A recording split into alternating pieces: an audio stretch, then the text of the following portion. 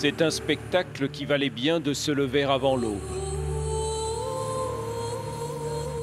Il y a un an encore, elles étaient 4 fois plus nombreuses, ces montgolfières, à décoller chaque matin des bords du Nil. Avec le coronavirus, les Chinois, les Américains, les Européens se sont barricadés chez eux. À bord de notre nacelle, les étrangers se comptent sur les doigts d'une seule main. Les passagers sont très majoritairement égyptiens, des citadins venus du Caire ou d'Alexandrie. Notre président nous a encouragés à passer nos vacances dans des lieux touristiques comme celui-ci, à travers toute l'Égypte.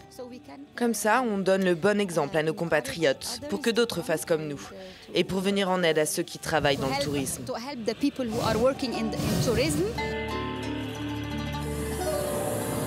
Les rares hôtels encore ouverts sont presque tous déserts. Celui-ci est l'un des plus renommés de Luxor. Il a cassé ses prix dans l'espoir d'attirer quelques clients. Sans grand succès. Bien peu se risquent à voyager à nouveau. On va faire un tour. Ces 2 couples de retraités de la région parisienne sont arrivés juste avant que la France ne ferme ses frontières. Complètement sur un coup de tête, on avait marre de la grisaille de Paris, des embouteillages, des annonces qu'on a tous les jours qui sont jamais très très bonnes. L'Égypte impose un couvre-feu de minuit à 6 h du matin. La journée, tout est ouvert. Face au Covid-19, les autorités misent sur l'immunité collective et affirment que la maladie fait peu de victimes. 10 000 morts environ sur plus de 100 millions d'Égyptiens. Ici, tous ou presque vivent du tourisme.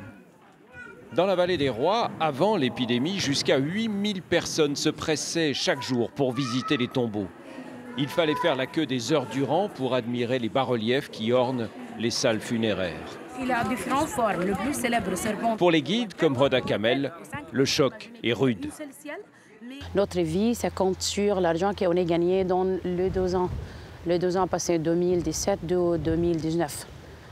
Mais l'année passée, cette année, rien du tout.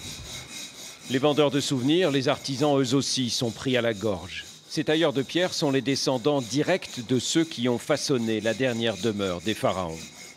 Nous, je ne connais pas comment on cherchait notre travail. Je ne connais pas. Nous habitons à montagne, tu vois la montagne.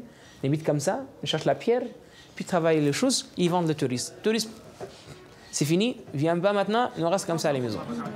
À l'échelle de l'Égypte, le tourisme en 2019 représentait 2 millions d'emplois, 10 milliards d'euros de revenus par an.